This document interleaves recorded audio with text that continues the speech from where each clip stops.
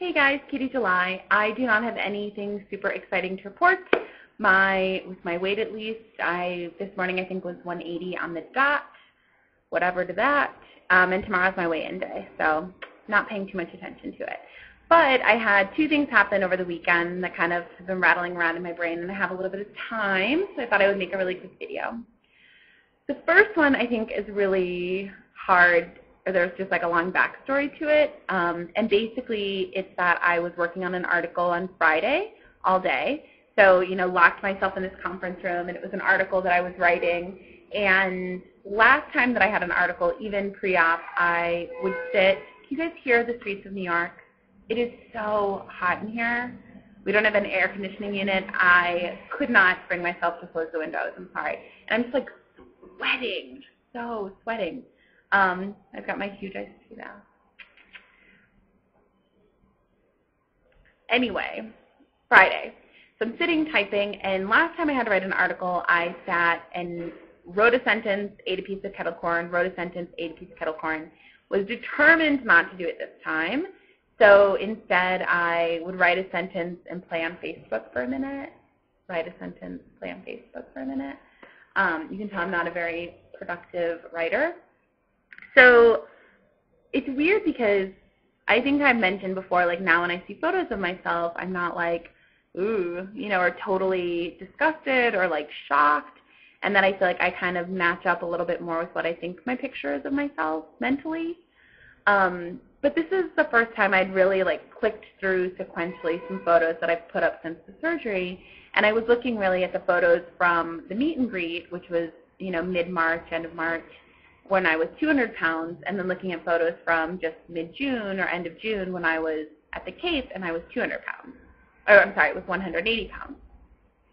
And I know this is totally silly to say, but that 20 pounds, I could really see the difference, and I was surprised that I could see the difference. And here's why. I mean, I know that that's like, duh, 180 looks different than 200, but I feel like that hasn't ever been true before. Like 280 and 290 kind of look the same, and I was 290 and dieted my way down to 250 and then popped back up, and just was still kind of in the same size clothes and whatever. So when I was thinking about it, my camera is going to be so annoying right now. I can see that it wants to be annoying. But kind of the story of it, too, is the best example I guess I have is when I was in college, two of my friends, one, weighed 140 maybe, and the other one weighed, I have no idea. She was a size 16. I'm a size 12, and I'm 180, so maybe she was 200. I don't know, 180, 190. I have no idea. But, anyway, so my smaller friend was asking what I thought my larger friend weighed, and I said, oh, I don't know. I was like, oh, I don't know, aren't you guys kind of the same size? Like, aren't you the same? And she was horrified by that. And I was like, oh, I'm sorry, I didn't mean to be insulting at all. Everything smaller than me, which at that point I felt totally not human, is the same size. And, my vision of myself pre-op was sort of like the Pillsbury Doughboy, or like that giant marshmallow ghost from Ghostbusters. I haven't seen it in a while, but whatever. It just felt like all of my fat had popped beyond the boundaries of my body, and was bigger than my frame. Basically, it seems like for me pre-op, I had put myself in this whole new category of puffy, insane. I started thinking about my weight kind of as this thing.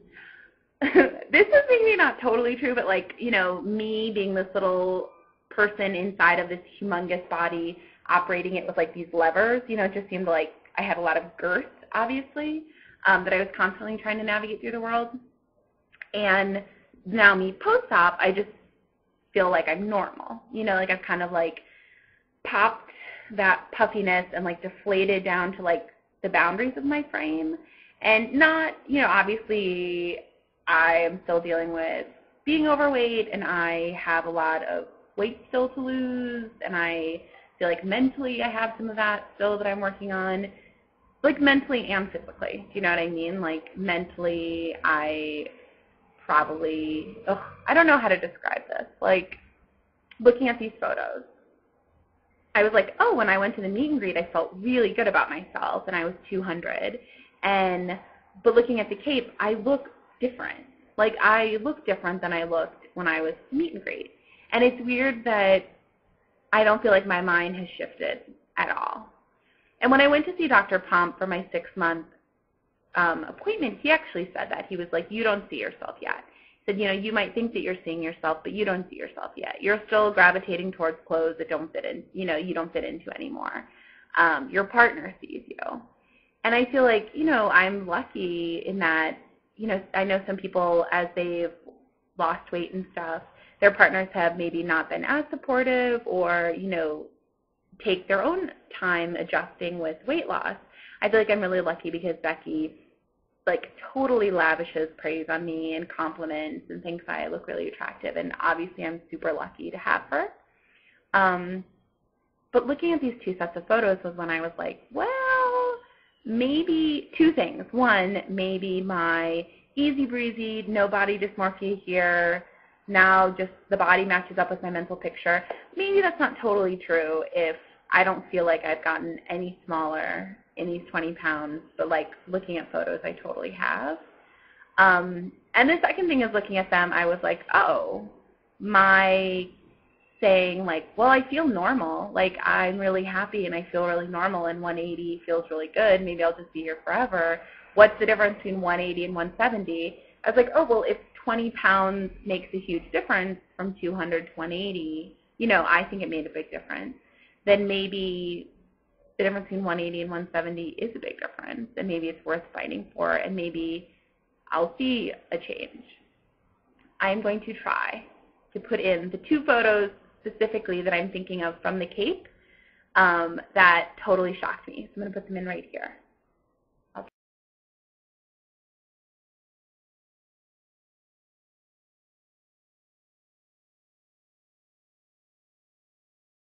try. The first one is me, my face. And it's the first photo I've seen where I don't have a double chin. I know this is crazy to say, but where did it go? Do you know what I mean? And obviously sometimes I feel like I'm constantly doing this in the mirror and like constantly like, oh, I still kind of, you know, but my body contortions to find my double chin have to get more and more crazy before I could just go like this. And I had one. But this photo, I was like, oh, it's me kind of from the side, and I still don't really have a double chin. That's incredible. And then the second one is, you know, the full body one in the blue sweater. I was like, oh, where's my pregnancy belly? You know, it's the first thing I thought of, like, oh, I actually look not overweight. I mean, I know I am overweight, but I don't feel crazy overweight. And then the second thing that happened this weekend is I was going to go to Old Navy and get new pants because my 14s have been getting looser, and we walked by H&M, and Becky was like, let's go in. And, you know, I've only been shopping at Old Navy this whole entire journey. So it's like I know how their stuff fits. I know all their styles. I like the same stuff there. We went into H&M, and it's a totally different aesthetic. It's a little bit edgier and hipper and whatever. And walking around, I found myself thinking, oh, you know, I know the cuts that look good on me. I know, you know, specifically about dresses. Oh, you know, I need something that flares out, that's a little bit longer. And then I was thinking, maybe I don't. Like, I needed that, or I liked that because it's what looked good on me when I was 200 and 220 and 250 and, you know, I didn't think anything was good on me at 290. But I was like, maybe I can wear a tight skirt. Like, maybe I can wear a skirt that's flat across the stomach. Maybe I can wear a shorter skirt. Maybe I can wear, and there was just this moment of feeling totally untethered. You know what I mean? And not in a scary way, but like, well, my style has been based on my palette of choices. And as that palette has totally exponentially magnified, I don't know if I know what I like anymore because, you know, I would glance at like, you know, a straight line dress and think, no, I'm not interested. But that's because when I put it on, I felt like crap. Maybe now when I put it on, I don't feel like that. Maybe I am allowed to like it. I don't know if that makes sense. Which was just the second moment of, like, not body dysmorphia, but like, oh, there's another layer of something, you know, something to think about. I don't know. It's the first time shopping where, like, trying stuff on, I was, like, really excited, and I got size 12s, and, you know, I'm glad they're a little bit tighter, so I can keep pushing, but still, too, being like, in a year, I could be dressing totally different. You know, I could decide I only want to wear skirts. I could decide I love turtlenecks. I could decide, you know, anything. And it's like, in a way that I couldn't before.